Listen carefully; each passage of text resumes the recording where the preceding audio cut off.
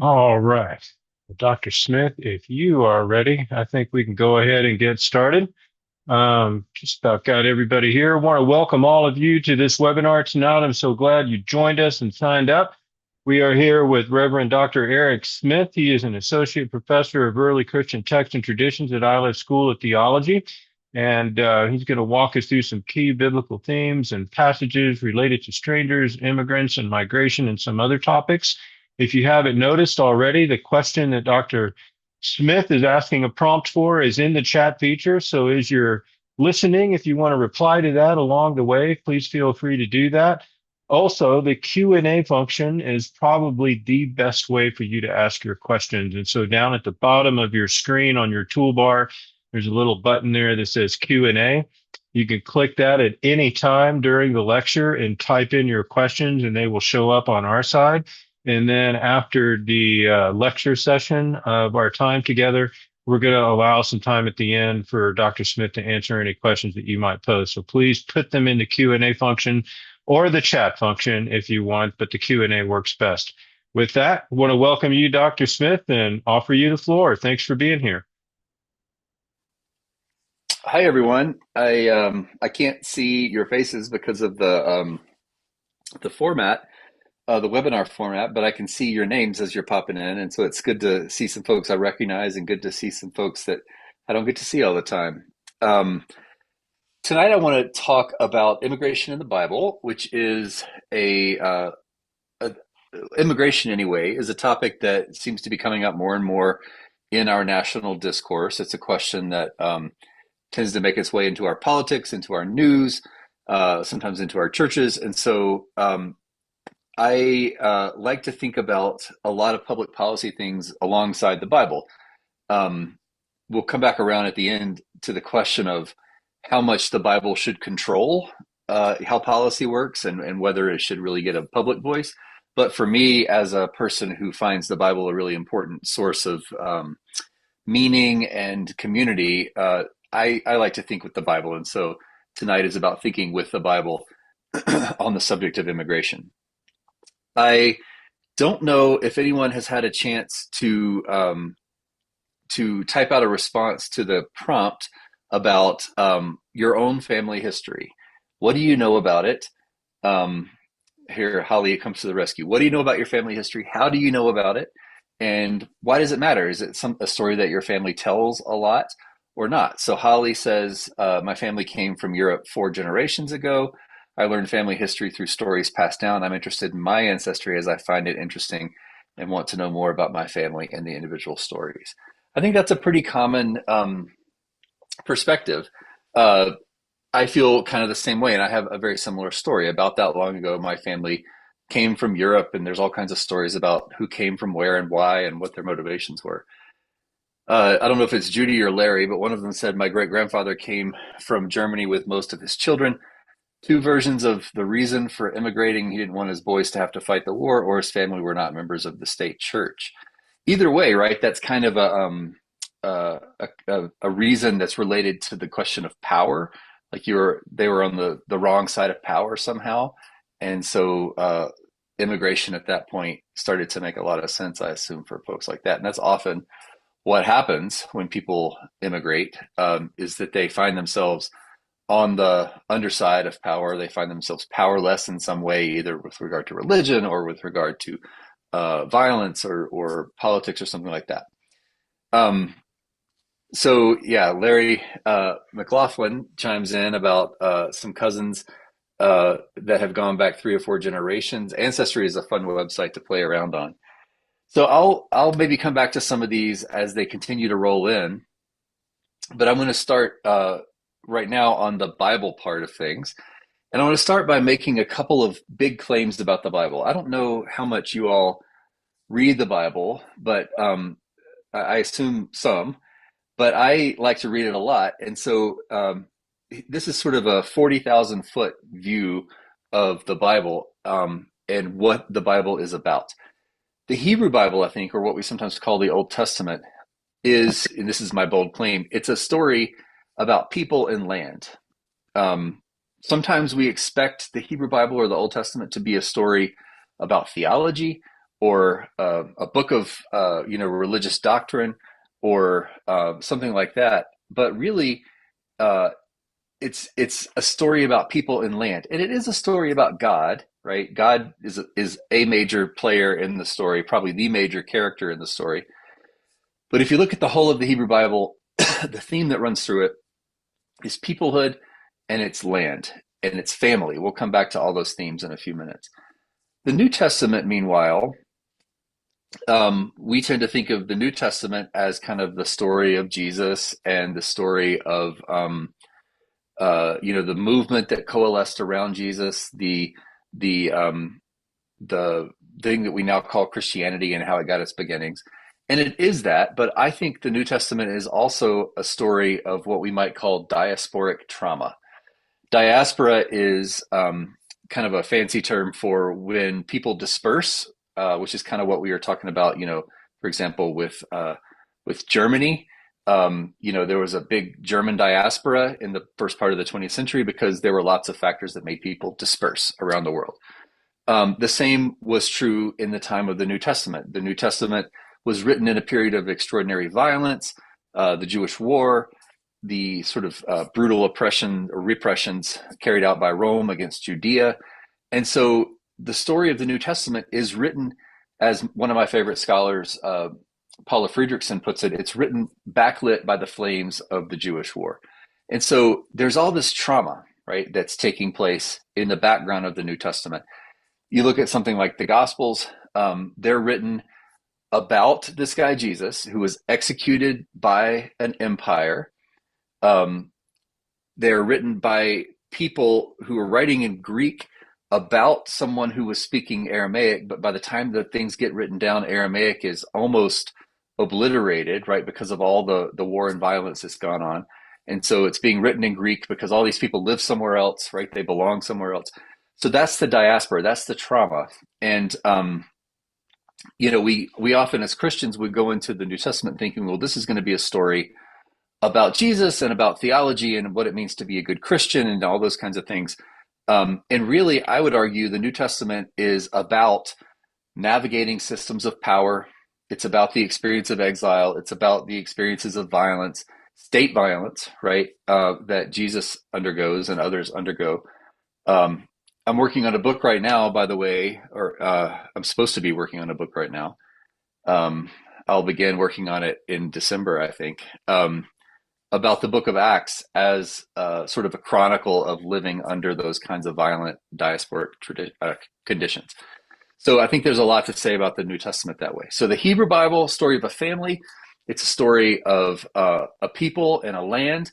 The New Testament, a story of the loss of those things. In some ways, it's a story of experiencing violence in the hands of others. And because of that, probably, if we look now at the whole Bible in a really, really big picture, the Bible puts a really big emphasis on the stories of people in motion. The Bible always puts an emphasis on stories of people traveling, stories of people picking up and moving, stories of people who don't belong somewhere, stories of people who do belong somewhere, who find belonging. It's a story of migrations. It's a story about finding and winning, sometimes conquering land and sometimes losing that land, and the ways identity is tied to place. So Nancy in the chat has said, I have family members who immigrated from Russia, Ireland, the UK, and came through Ellis Island. Excuse me. That's a pretty common story, right? And it's common especially for those of us who are able to trace our ancestry to say, well, we come from this place. It's the place we come from becomes a really important part of the story, because that migration piece, like the tie to the place you come from, becomes really critical. And that then says something about our belonging. So I've been working on some of this stuff myself.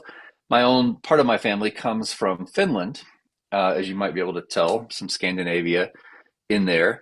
And I've never thought much about having Finnish ancestry, but my kids find that really, really meaningful. And they're always coming up with things that are supposed to be unique to Finnish people. And I'm like 7% Finnish, so they're like 4% Finnish at best. But they still think this is somehow a critical part of their identity. And this is how people often think. They tie the stories of migration, the stories of people in motion, they tie them to the formation of their own identity. So that's kind of the big framing of what I want to talk about this evening. And I want to start in Genesis because all good Bible things start in Genesis. The book of Genesis really exists in two parts, and it's actually related to these big themes of like family and belonging. So if you look at Genesis, and if you've ever tried to read through Genesis, there's really two parts to it. There's Genesis 1 through 11, which is often called the primeval history, or we could think of it as like the big all of humanity history, right? This is where you get the Garden of Eden. This is where you get Cain and Abel. This is where you get the Tower of Babel, Noah and the Ark, all these kinds of big stand-in for the experience of all humanity kind of stories. And then in chapter 12, you get this sharp turn. And here's where I'm going to start sharing my screen, Reverend Butler. So please stand by in case I do it really wrong, which I might well do. Here we go. So now I have to say, why is it not giving me the, oh, that's in the way. Okay. Am I now, Reverend Butler, sharing my thing the way I should be? Perfect. Yes, great. Great, great. The only problem is it has taken away my lecture notes. So I need to figure that out. I'll just put them on another computer while I'm doing that. So I want to show you then, actually, I think I can do it without my lecture notes. Let's give that a shot and see how good I am. So what you're looking at here is the story from Genesis 12, which is where God first calls this guy named Abram or Abraham. He calls him, I am going to have to look at this. I'm going to have to get my lecture notes. Give me just a second, you guys. I'm sorry. I should have practiced this better.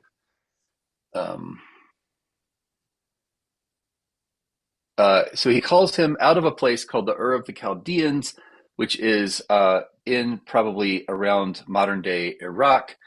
And I've got a map that I'll show you in just a second. He calls, why does it do that? Gary, what can you see I'm a on your screen PowerPoint right guy. I'm now? not a key. We see your screen basically with like without the slideshow. We see the slides on the side and then your screen. All right. That's not what should be happening.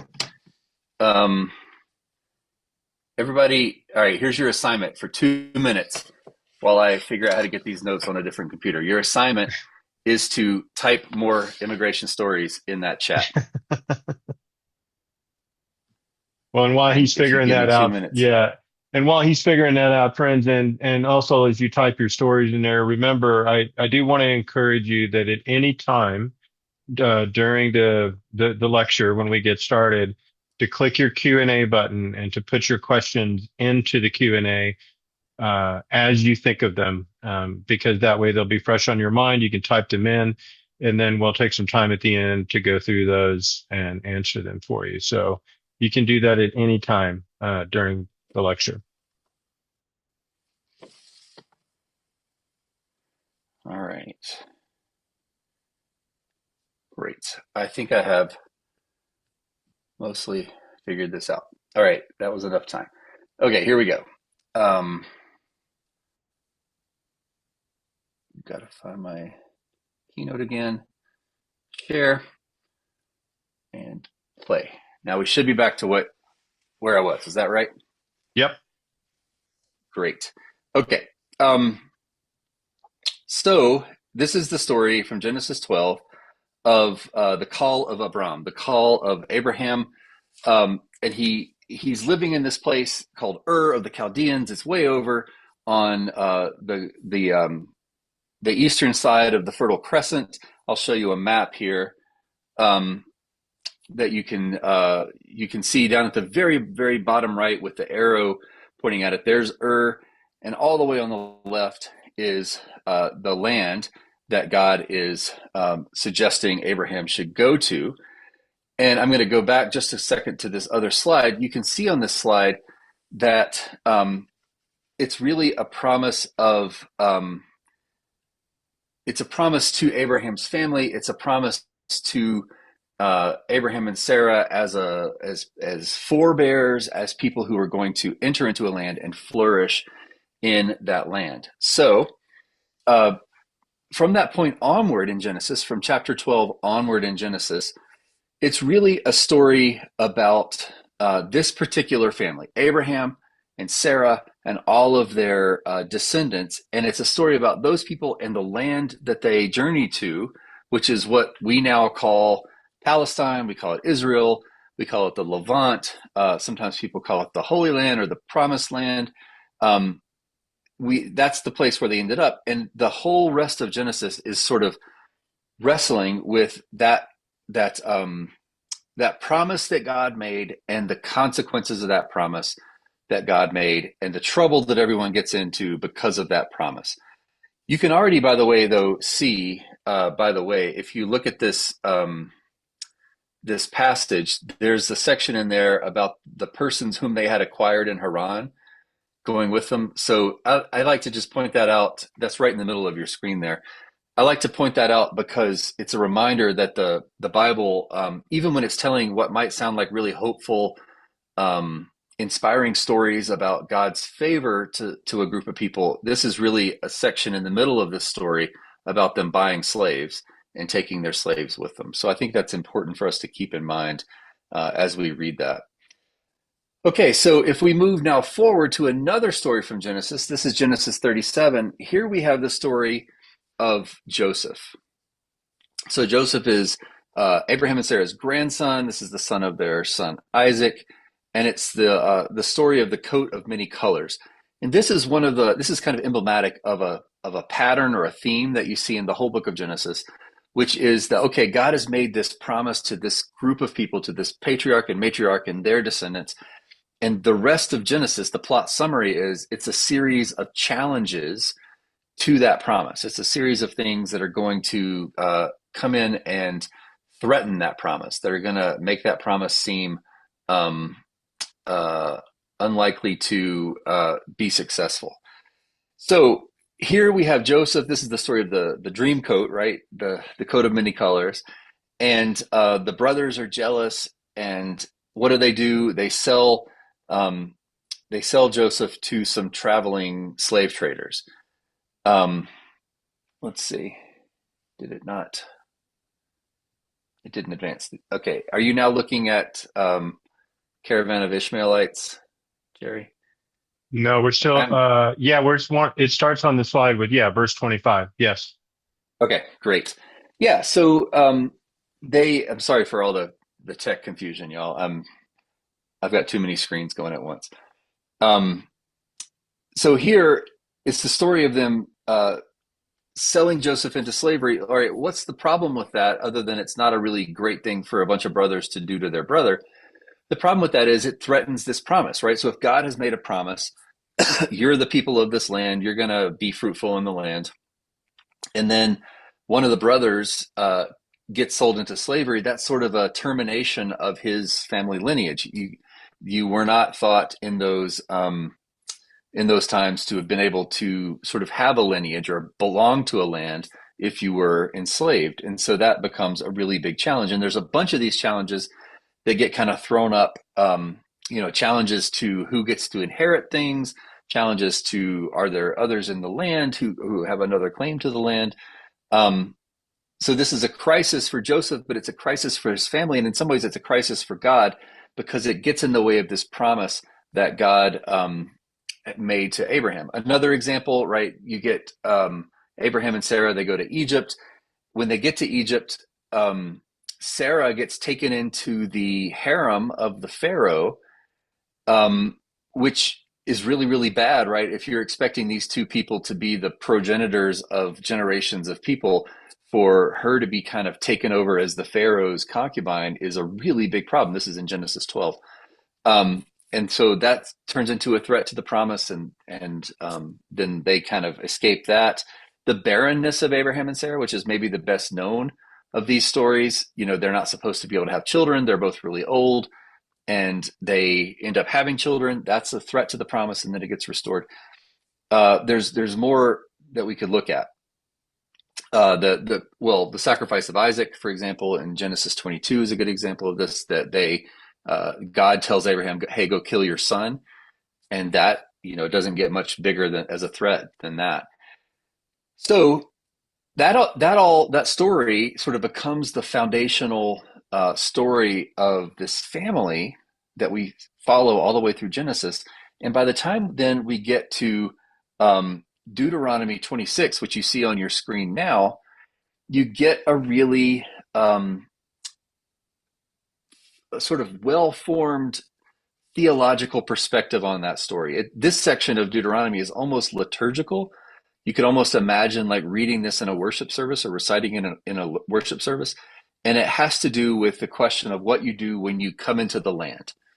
So I'll read a little bit of it. It says, when you have come into the land that the Lord your God is giving you as an inheritance to possess, and notice that language of inheritance and belonging, and you possess it and settle in it, you shall take some of the first of all the fruit of the ground, which you harvest from the land that the Lord your God is giving you, just in case you forgot who gave you the land. And you shall put it in a basket and go to the place that the Lord your God will choose as a dwelling for his name. You shall go to the priest who's in office at that time and say, today I declare to the Lord your God that I've come into the land. So it's this ritual. It's this way of kind of recognizing, hey, God said God was going to bring us into this land. Here we are in the land. And it's a way to recapitulate again and again and again the obedience. If you look right in the middle of the screen, I love this part.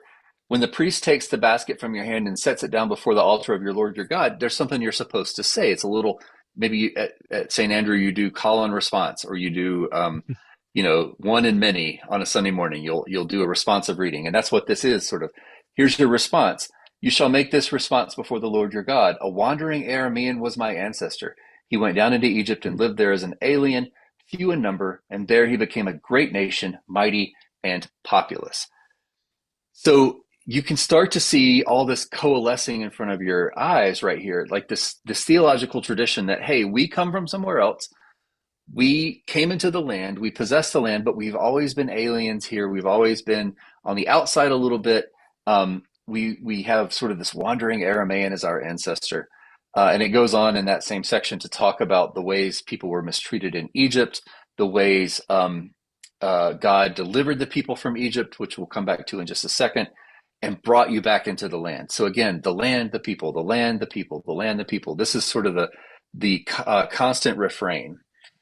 So I'm going to pause just a second and say, you might be wondering what any of this has to do with immigration in 21st century United States of America. And I think part of what I'm trying to get to by just framing the Hebrew Bible this way is that this is a story of people and land. And so when we talk about people and land in our own time and place, 21st century United States of America, this is a good resource. This is a good theological resource for us to think with, even though we live in dramatically different times and places, even though we don't quite have the same relationship to the land that the people who wrote the Hebrew Bible do. It's a way for us to think theologically, and it cuts both ways. I'll show you this picture. Some of you have had a chance to meet my colleague Miguel de la Torre. Maybe he's done some things at St. Andrew, I'm not sure, but he took this picture a few years ago and posted it on Facebook, which I think is it's an emblematic kind of photo, right? Like, and it gets to the point I've been making about thinking with the Bible. There's ways to think with the Bible for the question of immigration in a lot of different directions. And the person in this photo is thinking with the Bible in a particular direction that I don't happen to share, but he's thinking, okay, the Bible tells us that we need to close the border. He's, by the way, his shirt has a citation on it. You can't really read it in this photo, but the citation is Exodus 34:12. And it says, take care not to make a covenant with the inhabitants of the land to which you are going, or it will become a snare among you. So he's citing Exodus. Really, he's citing Exodus where the Israelites are told not to intermarry with Canaanites, which I'm not sure is a great analogy to the United States of America in the 21st century. But he finds it theologically meaningful, and he thinks, I presume, that the Bible tells us we should close our border. I just thought that was an interesting picture that kind of went with this big topic that we're talking about. So then we make our way to a different part of Exodus. This is a little later in Exodus. This part will probably be pretty familiar to you, even if you haven't read the whole Bible. This is Exodus 20. This is one of the instances of the Ten Commandments, what we know of as the Ten Commandments. Um, One of the really interesting things about this formula of the Ten Commandments and most other covenant formulas in the Hebrew Bible, which we'll see more examples of in a second, is that often God institutes a covenant or reintroduces a covenant with a formula. And you can see it really right here, right at the top of this passage. Then God spoke all these words: I am the Lord your God, who brought you out of the land of Egypt, out of the house of slavery. You shall have no other gods before me. So often when we encounter the Ten Commandments, we encounter them as a list: 1, 2, 3, 4, 5, 6, 7, 8, 9, 10. But here, it's not really a list. You see just part of that first clause. Hey, I'm the Lord your God. I brought you out of the land of Egypt, out of the house of slavery. Therefore, you shall have no other gods before me. That first commandment is just a part of that claim that God is making up top. And you see this all over the place in the Hebrew Bible. This is the most common sort of formula in the whole Hebrew Bible, in the whole Old Testament, is God kind of reminding the people, don't forget, I am the Lord your God. I brought you out of the land of Egypt. I gave this promise to your ancestors, Abraham and Sarah. You see it repeated constantly. So I'll show you a few more examples here. This first one is Deuteronomy 27:19. Cursed be anyone who deprives the alien, the orphan, and the widow of justice. All the people shall say amen. So here you get this sort of formula that says, hey, because we were aliens in the land, because we were strangers first in the promised land, and then in Egypt, and then in the promised land again, because of that, anyone who deprives the alien of justice shall be cursed. The next one we get is Jeremiah 7.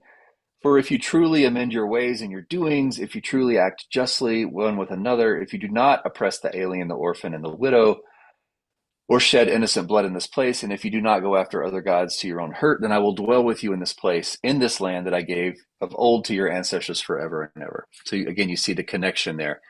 I gave you the land, therefore other people who are landless, who are migrating from one place to another, who don't belong in the land that you are in, you should treat them justly. This becomes the bedrock principle of the Hebrew Bible. Ezekiel 47. So and this is, by the way, we've been mostly in the Torah up to here, but Ezekiel is a prophetic book, so it reaches across different kinds of literature.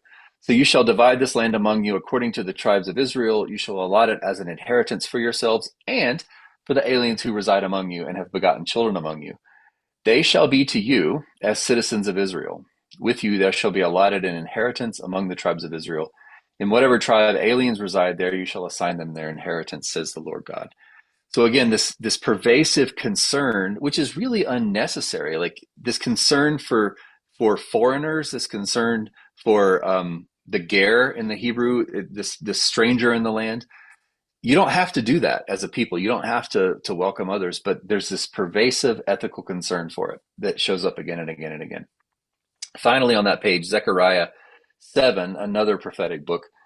The word of the Lord came to Zechariah, saying, Thus says the Lord of hosts, render true judgments, show kindness and mercy to one another. Do not oppress the widow, the orphan, the alien, or the poor, and do not devise evil in your hearts against one another. So I think I've probably made my point. There's dozens and dozens of other examples of this. I have a list of about 10 or 15 that I could read out, but you probably believe me. I can put them in the chat later if that's helpful.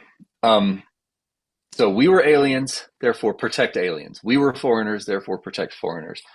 And so I want to shift now toward the New Testament. And as we move out of the Hebrew Bible toward the New Testament, you might expect that emphasis on that one particular family, the family of Abraham and Sarah and all their descendants, would fade away. And it does to some degree. And you might expect also that the emphasis on migration would fade away. And it does to some degree. It moves into the background. But it plays out differently. I think. It doesn't go away, it just plays out differently. So I want to show you the first pages of the New Testament. Um, I think it is a shame that this doesn't appear in the lectionary. I assume St. Andrew is a lectionary church. Um, I think that's true, ish, Eh, sort of. ish. Um, but I've been up until about a month ago. I've always been an associate minister at a church. I've never been the senior minister, and so I always had to preach the Sunday after Christmas, which is, as my friend Brian says, international associate minister preaches Sunday. Like the senior minister is going to go on vacation after Christmas, and the associate's going to get to preach. So whenever I've had to preach on the Sunday after Christmas, I always preach on this text because I think it's a great Christmas text that's overlooked. So what you're looking at here is the one of the two genealogies of Jesus that appears in the New Testament. There's another one in the Gospel of Luke that's quite different from this one, but this one's in Matthew, and because it's in Matthew, and Matthew's the first book of the New Testament, these are the first words of the New Testament. This is the first thing you see, and I think it's pretty powerful when you think about the question of immigration. It's also a lot of fun if you want to mess with your liturgist on on the Sunday after Christmas, because then they have to read all these names, which are very difficult names. But this is just Jesus' genealogy. It's just a list of names. So and so was the father of so and so, all the way down the line, and it's structured. There's a few things I want to point out about it. One of them is that it's structured according to this same story I've just been recounting to you. It's structured according to the story of Abraham and Sarah and their descendants. And it's making the point that Jesus belongs in that lineage, right? That Jesus is a part of that big story, that story of God calling them, making a great nation, moving them from one place to another, rescuing them from slavery in Egypt. All of that shows up here. So Abraham was the father of Isaac, and then you'll notice it's in sort of three big paragraphs. It goes from Abraham to King David to the deportation to Babylon, and then Babylon to Jesus. So just on a big picture kind of thing, it's portraying Jesus as the inheritor of this big story about land and people. On a smaller scale, there's something unusual going on in this genealogy, which you might not notice at first, and that is that this long list of names includes women. There's 5 women in this genealogy, which is pretty unusual. It's not completely unheard of, but it's pretty unusual in genealogies of that place and time. It's pretty atypical. So the first one of these is in that first big paragraph, the third line, Zerah by Tamar. Tamar is a woman. Now there's a few Tamars in the Hebrew Bible, but this one is Tamar, whose husband, whose name was was killed by God, which is a different talk for a different time. And this is actually in the lectionary for next week. I don't know if you guys are going to cover this, Jerry, but in the lectionary next week, there's an example of this. But because her husband died before they produced a male heir, and because family and inheritance are so important, she then had to enter into what's called a levirate marriage with her dead husband's brother, who would then produce a child that would be her dead husband's legal heir. It's very complicated. The dead husband's brother's name was Onan. Onan wouldn't do it. He tried to get out of it, and so Tamar, long story short, Tamar seduced her father-in-law. She dressed up like a sex worker, and she stood by the side of the road, and she seduced her father-in-law. So you have to ask yourself, why is that story on the first page of the New Testament? Why is that story the one that gets to open this story of Jesus, when it would be really easy to leave it out because women aren't supposed to be in genealogies anyway? Why is that there? We'll come back to that question. Then a couple lines down, you get the story of Rahab. This is the second line from the bottom of that same. I think it's the second one. Yes, second line from the bottom of that first big paragraph. So Salmon, the father of Boaz by Rahab. Who is Rahab? She is a Canaanite sex worker, and she was a spy for the Israelites, who then gets brought into the family of Israel. Then the same line, you get Ruth. You probably know the story of Ruth a little better. Boaz, the father of Obed by Ruth. Who is Ruth? She is a Moabite. She is a foreigner, um, and ends up seducing her relative Boaz in another kind of levirate marriage situation. Verse 6, at the top of that first, the second big paragraph, David was the father of Solomon by the wife of Uriah. Interestingly, we don't get the wife of Uriah's name here, although we know from other places that her name was Bathsheba. And Uriah is Uriah the Hittite, who was a soldier, a bigwig in David's army, and David had Uriah killed so that he could marry Bathsheba. So what do we have here? We have five women. The fifth woman, by the way, is Mary, the mother of Jesus. We have five women, all of whom have children in unusual ways. My New Testament master's degree New Testament professor was Amy Jill Levine, who some of you probably have encountered before. And she always said that these women all have obstetrical irregularities because she's very funny and she liked to make light of that. But they all reproduce in unusual ways. Um, some of them dress up like prostitutes, some of them seduce relatives. You get Bathsheba, who you know David, the king, has her husband killed, arguably assaults her. And then you get Mary, who has a virgin birth, and it doesn't get a lot more irregular than that in terms of obstetrics. The other thing all these women have in common, though, with the exception of Mary, is that all the other four are Gentiles. So Tamar is a Gentile who marries into the family of Israel.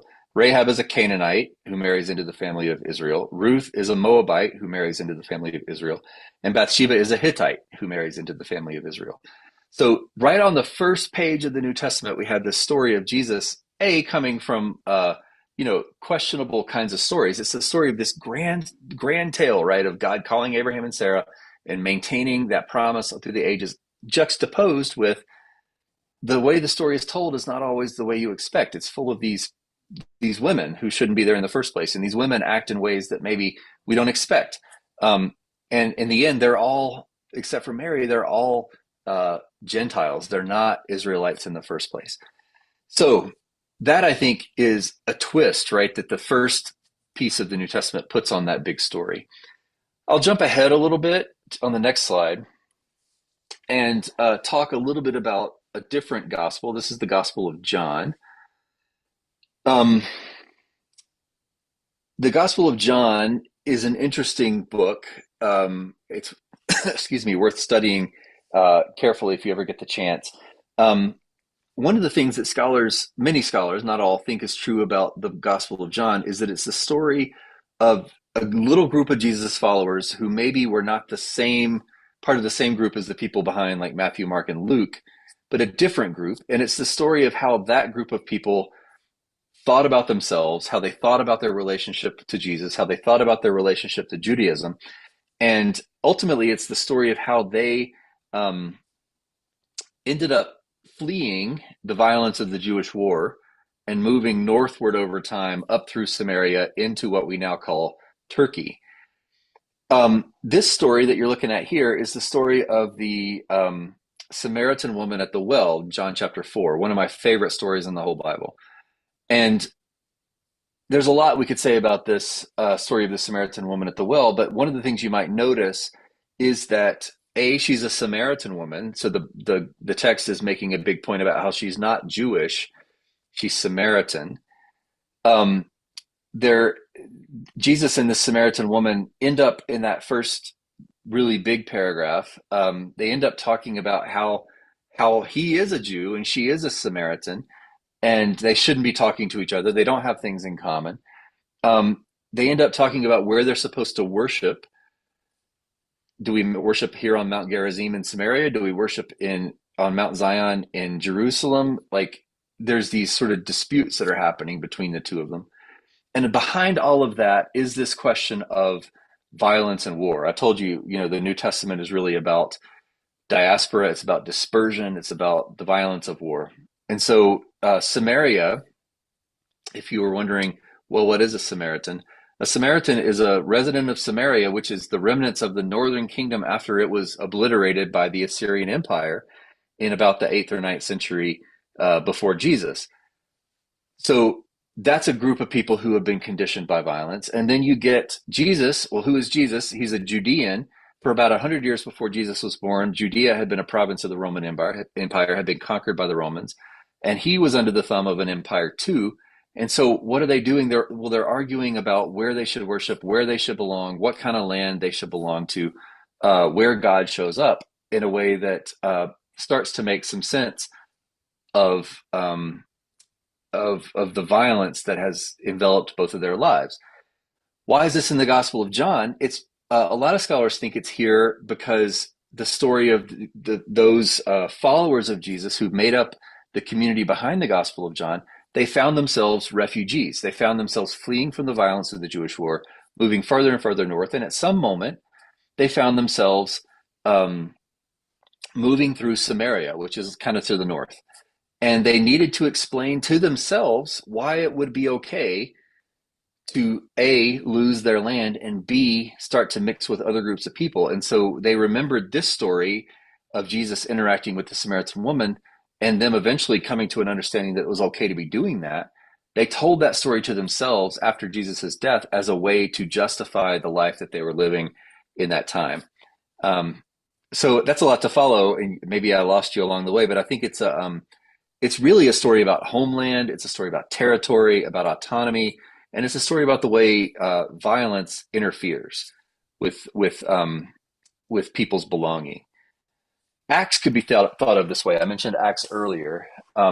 Acts is really just the story of the Jesus movement moving out into the Roman Empire and encountering lots of different kinds of identities and getting mixed up in those.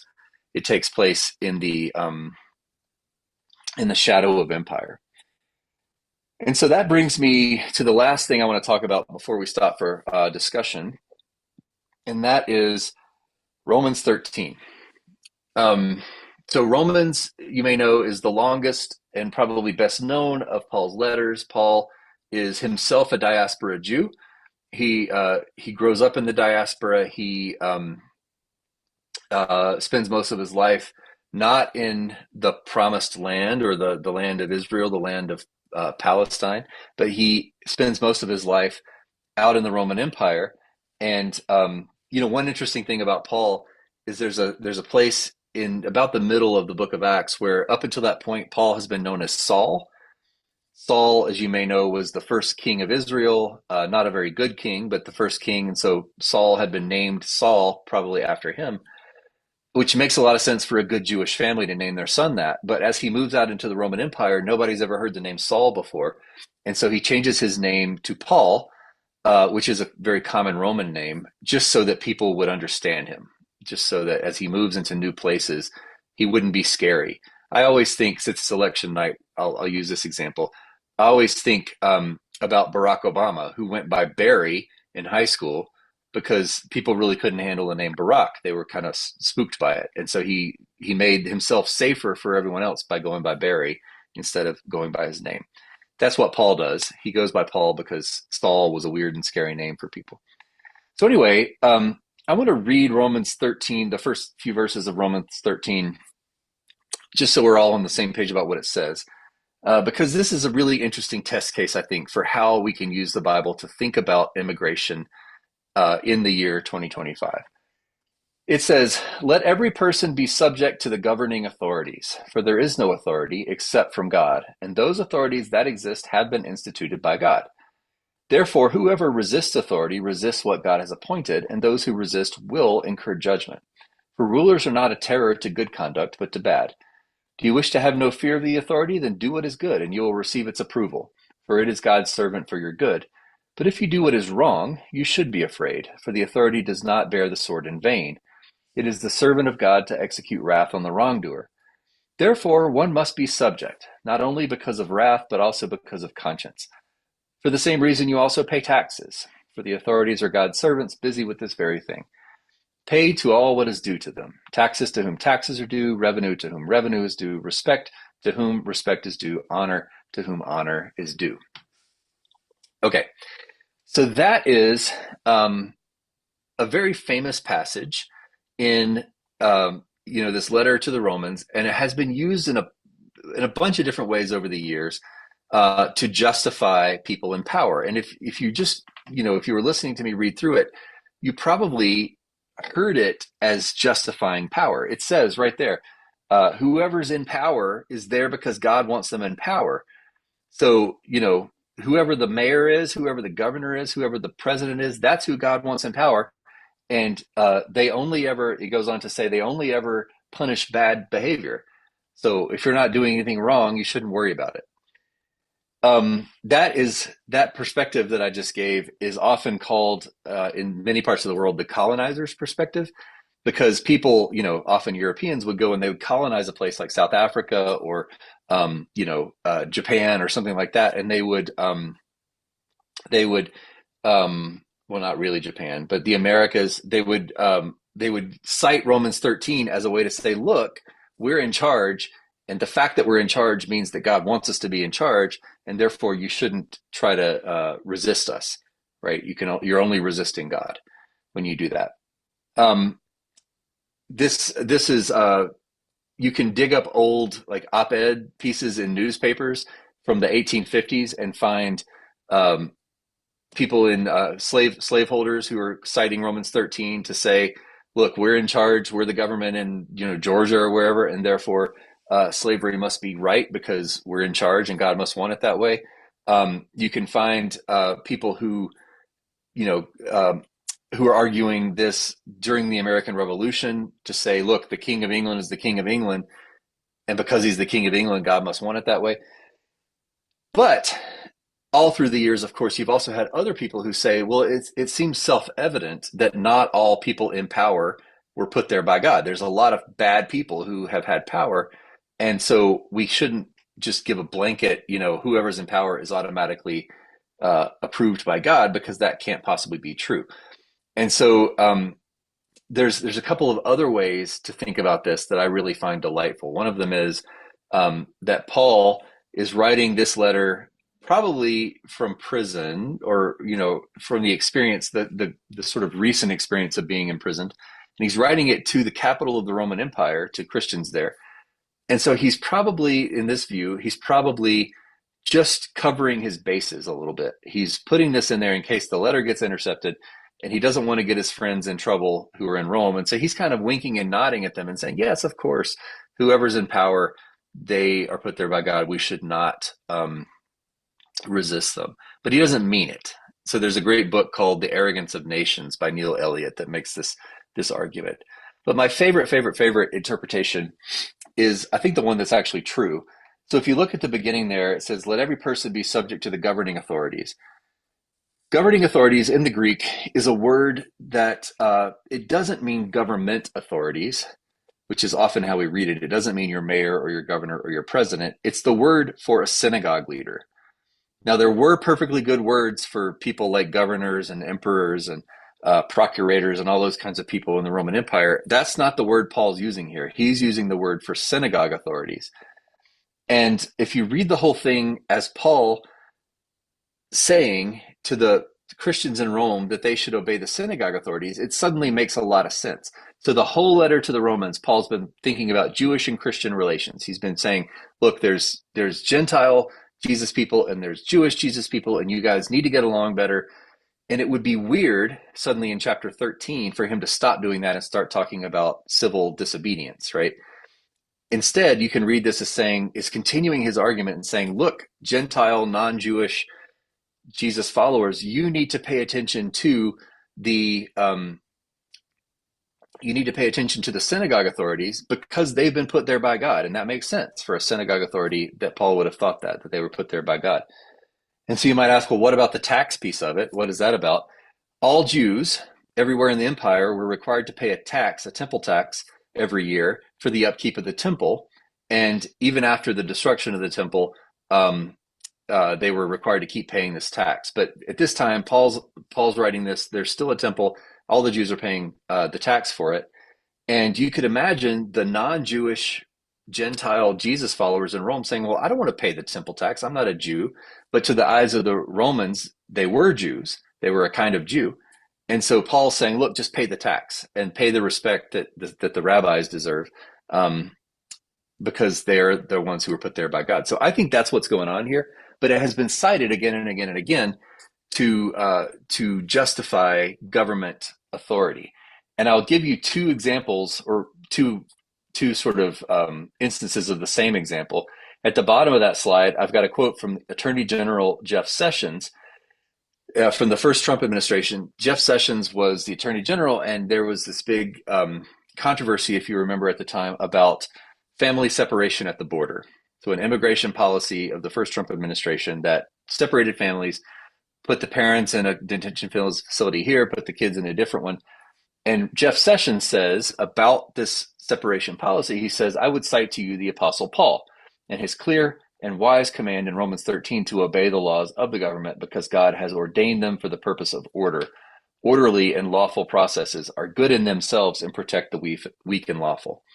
So Jeff Sessions is citing Romans 13, assuming that it means that because he's Attorney General, it means he's put there by God, and he's citing it in defense of the family separation policy. I think that's remarkable. And then the other quote is from Sarah Huckabee Sanders, who was the White House press secretary at the time, and she said it is very biblical to enforce the law, which I think is a reference to Romans 13. I think that's where she must have gotten that. So I'm going to stop sharing now and get back to where I can see everything. And that's kind of the end of my presentation, but we have a lot of time, I think, for some conversation, for some questions. 31 of you are still here, which I appreciate. So, Reverend Butler, do you have a way to kind of float some of the questions to the top? I'm not seeing where Oh, they are. Or now's a yeah. good If you time for click your folks to Q&A, start you'll typing see those the, in. yeah, I have. So friends, if you want to take this time to type any questions that you may have, Harvey has got, there's a couple questions from Harvey Marks. The first one is if you have some time at the end, can you comment on how the Bible addresses gaps between rich and poor? And Hmm. then kind of to go along with your presentation, the other comment that he made was a reference to Leviticus 19:34 about the immigrant being one of us, for we were once immigrants. But yeah, I guess that's really the only question we have at the moment. How the Bible might address these gaps between rich and poor. Yeah, so folks can start adding more questions, I hope. So thank you, Harvey, for the two. It's good to see you, Harvey. So I think the Bible is preoccupied with the question of rich and poor. And it's radical on the question of wealth and poverty in a way that we don't often appreciate. Again, to think first with the Hebrew Bible or the Old Testament, you get this practice of Jubilee, which I think, as far as we can tell, was never actually done in the real world, but it's a practice that the Hebrew Bible imagines ought to be done um, on a regular basis. There's sort of small versions of it every 7 years, and then a big version of it every 7 sevens or every 49 or 50 years. And that's where debt is just forgiven, and people get to go back to ancestral lands and retake possession of those. So if your family falls on hard times and you have to sell the farm to make ends meet, a couple generations later they get to move back into the farm because of the Jubilee. So there's sort of this radical economic egalitarianism that runs through the Hebrew Bible, alongside, I should say, lest we get too idealistic about it, alongside just an open acceptance of the practice of slavery, which is another way to talk about wealth and poverty. I mean, the Bible does envision that there's a permanent class of impoverished, subservient people who are slaves. Um, so I think you have to hold those two things next to each other and recognize that the Bible envisions just tremendous justice for the poor I'm still just talking about the Hebrew Bible, alongside having very little imagination about liberation for people who are enslaved and poor. In the New Testament, I think people have written books and books and books about Jesus's views on wealth and poverty, and also Paul's views. There's some really good books on Paul's view of this. thinking first about Jesus, and then I'll say a word or two about Paul because it's interesting. Um, Jesus, often goes to class in his parables. He often goes to the question um, of money, and how, for example, servants will steward money, how they'll steward property, and how that often stands as a metaphor for God and the way people relate to God, which is interesting. I think Jesus, has these kind of famous sayings. Like there's the scene where someone hands him a coin and says, uh, "Is it okay to pay taxes, or should we pay taxes?" And he says, "Well, whose face is on the money?" Basically, so he's sort of given this realist perspective on imperial economics that says, "Look, we live in an empire. We're limited in the amounts of justice we can do." Um, the interesting thing about Paul, there's been some good books lately. Steve Friesen has done some of this work, and Bruce Longenecker, that have attempted to recreate the economics of Paul's communities. So if you've ever wondered, like, who's on the other end of this letter that Paul's writing to the Corinthians, or excuse me, or to the Thessalonians or something like that, these guys have started doing some of that work.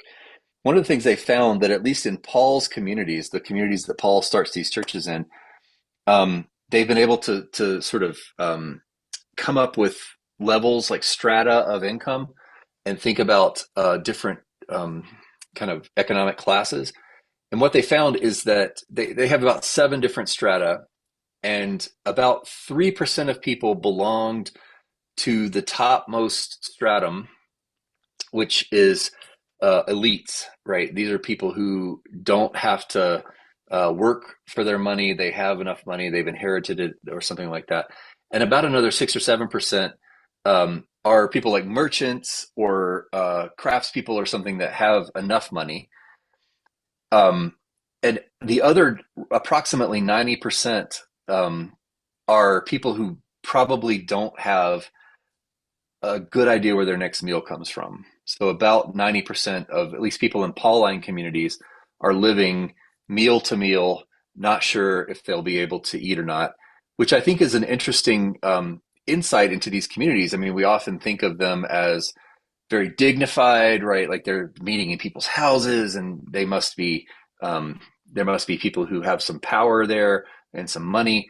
But if that research is correct, then these are people who largely are living on the knife edge. It helps to make sense of a passage like First Corinthians, is it 10 or 11? I can't remember.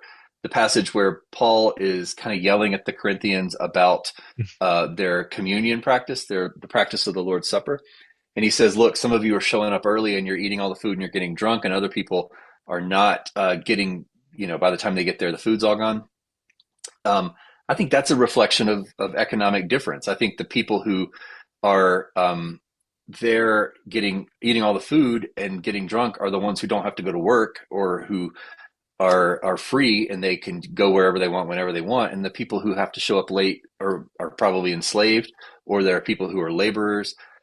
So Paul is arguing in that section, which is where we get our liturgy for the Lord's Prayer, 1 Corinthians 11. Thank you, Harvey.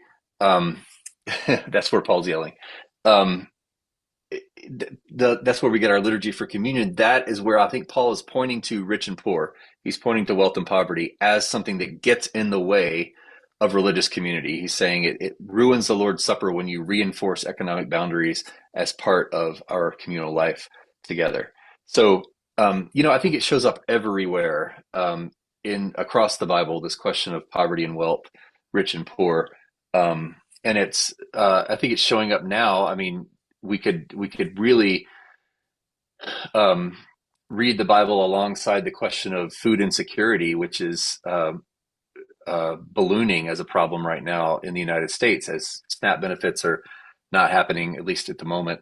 Um, we have a little free pantry at First Plymouth where I work, and um, that pantry went from being, um, we could let it go 3 or 4 weeks at a time without restocking it, and now it's a day or two without restocking it, and it's empty.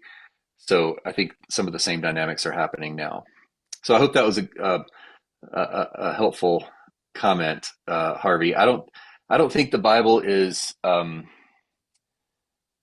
I think it's a great resource. I don't think it ever did the things it was arguing. I don't think the people there ever achieved economic justice in their own time. Um, but that doesn't mean we can't try. And I think the Bible, if you're looking for a good thing to rally around for doing some economic justice, the Bible is a good place to start.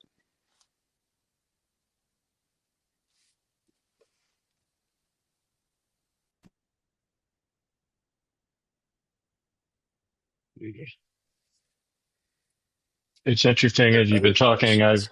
I've been thinking a lot about the verse from Romans and how often it's quoted. I actually wrote a pretty big long piece on my Substack that was kind of an exegetical paper of sorts about this. And one of the things I tried to point out in there is that I don't know if you agree with this, but quoting that verse is really kind of tricky, I think, for us moderns because it was written to a particular people at a particular time, probably to a group of Jews who had just recently been exiled under the former Emperor Claudius from Rome, and now they're back. And you almost wonder what Paul is doing. I like what you said about how he's kind of giving him a wink.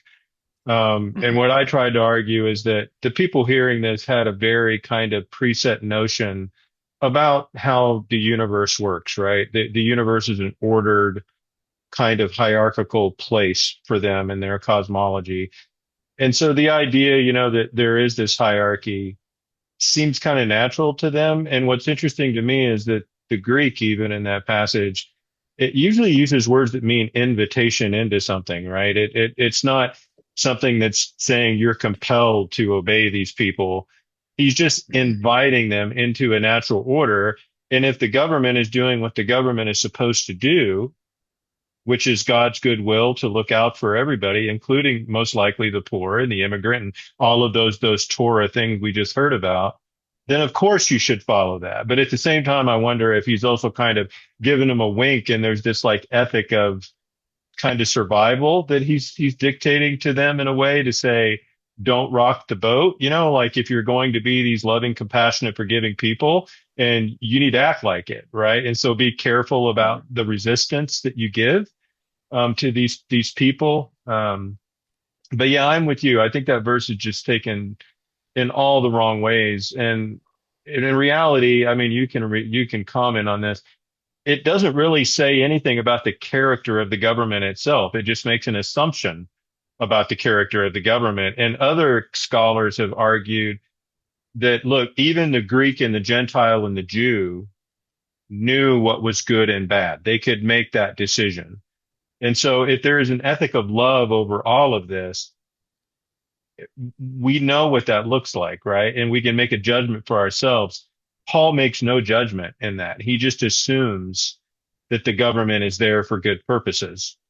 And it does kind of make me wonder, how can you justify that unless you're just a true believer and you're a part of the government and you think that you're doing what's right. You know what I mean? And that's a whole other set of questions. But I would love to hear your thoughts on that. Yeah.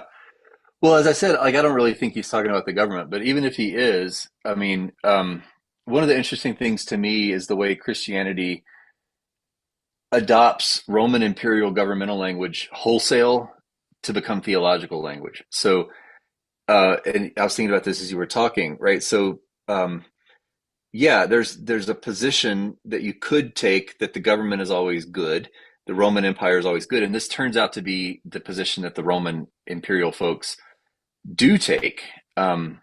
They do say, like, if you're a Roman emperor in like the first century, you're going to be arguing that you are the savior of the world, and that's the language sometimes they used was I'm the savior of the world, or I'm the prince of peace, or I'm the Lord. The word Lord is actually uh, most frequently used for either heads of households or um, slave owners or emperors. And so Christianity takes all those words and they turn them into theological terms and they make them apply to Jesus, which I think is really fascinating. That it's a way you can't come out and say, "Hey, Roman Emperor, you are actually bad." Like that wouldn't go very well because the Roman Emperor has an army and he'll kill you. But you can say, "Actually, Jesus is Lord," or actually Jesus is the Son of God, which is another claim that the emperors would make about themselves, or actually Jesus is the Prince of Peace. So all this theological language that Christians start to use for Jesus, and for God, for that matter, are things that the Roman Empire often said about themselves. Even the word evangelism, euangelion, was an imperial word. It had to do with, the emperor had a baby, and now there's an heir to the throne, and that's the word they use to talk about Jesus getting born. Since Advent is coming up, so I think there is this like really subtle critique that Christianity is lodging against all kinds of forms of power, that especially maybe the Gospel of Luke does this, but it's this really subtle critique that you have to kind of put yourself in the mindset of somebody living in an empire like that to pick up on. But once you see it, it's everywhere. Mhm. That they're calling Jesus Lord, and Lord is what Caesar calls himself, um, when he wants people to think he has power. So I think there's a lot to say about that. Do people know about your Substack? You should. We have dueling Um, Substacks. They could yeah. read every week lots of stuff from both of us. We Yeah. could put links in. I'm sure yours Um, is far more interesting. There is a question here from Judy and yeah, Larry Mugler. If you see that, yeah, what do we do with the Israelites' conquest of the Canaanites versus the care of the stranger? yeah. That's a fantastic question. Um, at Aleph, when we teach this part of the Hebrew Bible, we often point out that there's at least 6 or 7 different perspectives on Canaanites embedded in the Hebrew Bible. As you may know, like one person didn't sit down and write the Hebrew Bible, didn't write the Old Testament. Um, it's written by lots and lots of people across lots of different times and places. And so there are narratives of the relationship between the Israelites and the Canaanites that are not that bad. There are some that are like they just intermarried, they went into the land, they kind of settled over time, they all blended. Um, and that was mostly okay. There's some grumpiness about the old Canaanite gods sticking around, but really, I think there's perspectives in the Hebrew Bible that are okay with that. And then there are horrific um, descriptions of what amounts to sort of wiping out an entire people. So the book of Joshua, for example, describes the Israelites entering into the land of Canaan and enacting what is called the ban in in the Old Testament, which is just the total destruction of everyone you meet. You murder everyone, you kill everyone, men, women, children, livestock, all the way down, and you obliterate every trace. And there's other perspectives sort of along the way between those two. Um, and it can be very, very difficult to make justice out of stories like that, right? And so the question that Judy and Larry are asking, I think, is really good, which is like, how do we put the story of um, welcome the stranger, invite them in, alongside this story of like we are the ones, our people need to survive at the cost of everyone else. um, I think it's important to remember this was like a tribal world. It was a time when you could rely on your family and not many other people, and you were supposed to feel I don't know, you're supposed to feel afraid of everyone else. And so you see that coming through in those stories of like utter destruction of the enemy. And I think you can make sense of that tribalism as a rationale for accepting the stranger, just recognizing, hey, we've been on the wrong side of that before. We've been the people who are on the outs. We've been the people who've been persecuted and chased off and all those kinds of things. And so we should then treat those people who are experiencing those things with compassion. But it's a good question, and I'm a Bible scholar who's also ordained minister, and I have 3 teenagers, and so forever those 3 teenagers are pointing out to me, they'll get on Instagram or something, and they'll find out that the Bible has contradictions, and they think that's going to come as a surprise to me, and it doesn't. Like I'm not surprised by that. That's how the Bible is. It's full of these kinds of contradictions. It's full of these tensions that are difficult or almost impossible sometimes to resolve. And I think you've pointed to one of them right there. Which means, I mean, I have to admit, I'm with you. Like I love the first chapter of Joshua, but that's about it. Which, everybody hand stitches into their thing and hangs on the wall, about having courage, but then it gets pretty ugly pretty fast. Mhm. And I'm also willing to admit that Hosea is very hard for me because I just don't like those metaphors, right? Those examples that are used.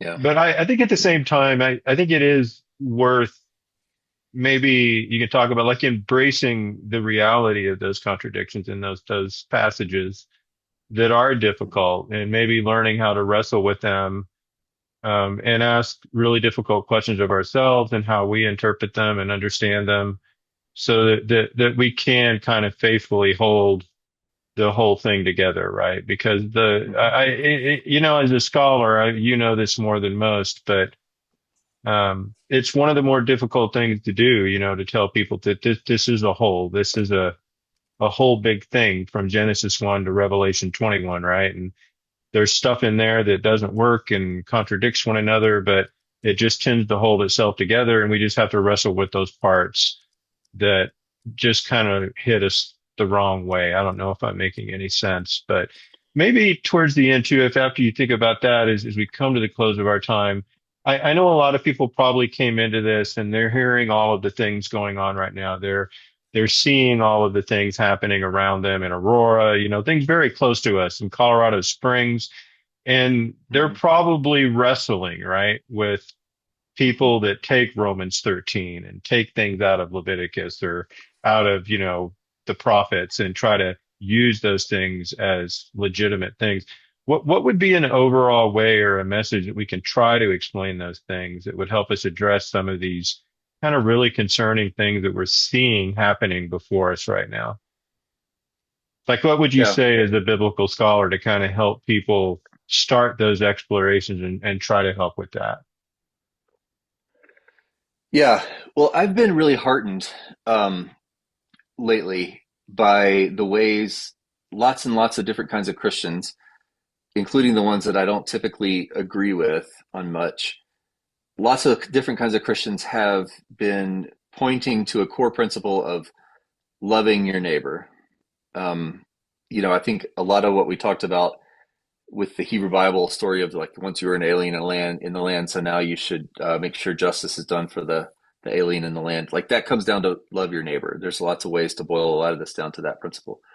And even Christians who I think I wouldn't agree with on much are returning to that principle right now and saying we're gonna if people are hungry, we're going to feed them. If people are looking for a better life in the United States, we're going to help them do that. And there's still some who will say um, you shouldn't break the law or you shouldn't do it illegally. You should do it the right way. But I'm seeing an encouraging amount of folks who are saying like our Christ like put aside all what it means to be an American. Our Christian obligation is to help people in need. And so that's how I would make sense of it. That we live in a time when there's a lot of need, and there's a lot of need among lots of different kinds of people. And one of those kinds of people is people who are migrants. Um, and coming to places like Colorado, coming to places like Aurora, I've worked with some of these folks. I've worked with Venezuelans, the very people that are being vilified so frequently now. And they're just people looking for a life.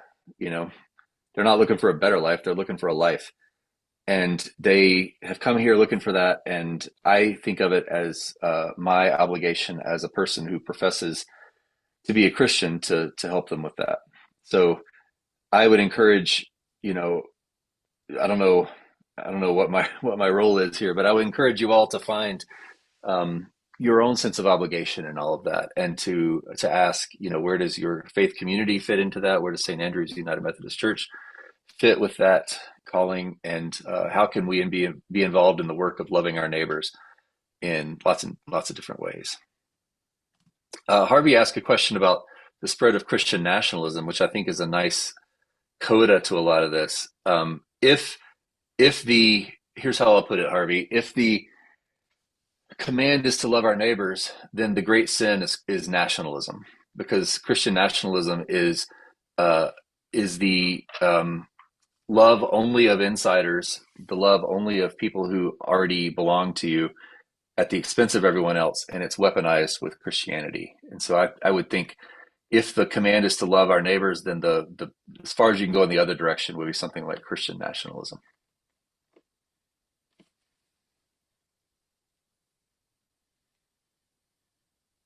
We're starting to shed some attendees. Yeah, we are. um, um, so I think they're getting bored with me. Not at all. I think we're just Not at all. coming to the end of our time, to be honest. We got Yeah, about we 10 are. minutes left. All right, friends. Well, if no one has any questions, we can end a little early tonight. I'll give you about another minute here. Eric did put his Substack in there, and if you want to really be bored, you can read mine in comparison, which is probably really lame compared to You Eric's, do a but good job, man. You're good. I subscribe. I But subscribe to it. yeah, I know we would both love that if you could do that, it would help out. But anyway, um, if you have other questions, I know that I stay in contact with Eric, and I know he's always willing to be a resource for folks. But I do want to take this time to thank all of you that got on tonight. Like I said, we have recorded this session.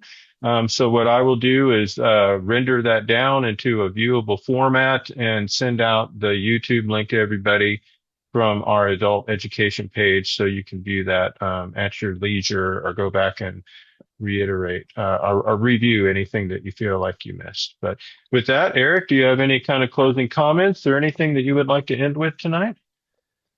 Just that I always so very appreciate spending time with the St. Andrew community, and all of you. And I'm grateful, speaking, I'm sitting in the Isla School of Theology right now in my office. I'm grateful for all the ways we've partnered with your church and with Aleph over the years. And as Paul would often say to his communities when he would write to them, he would say, "I've heard of all your good things that you're doing, and keep it up." Very good. Well, we appreciate you. And like I said, we are always grateful for the time that we get to spend with all of the folks at Isla anytime that we can. So thank you for being here. How about this? I'll end with a little collect. This is just a simple collect from the Book of Common Prayer for the early evening, which maybe not too bad. We're close enough, but I just kind of like this prayer, so we're going to end with it. Let's pray together. Lord Jesus, stay with us, for the evening is at hand and the day is past. Be our companion in the way, kindle our hearts, and awaken hope that we may know you as you are revealed in the Scripture and the breaking of bread. Grant this for the sake of your love. Amen. All right, friends. Well, thank you so much for being here tonight. We appreciate you. Have a good rest of your evening. Thank you, Dr. Smith.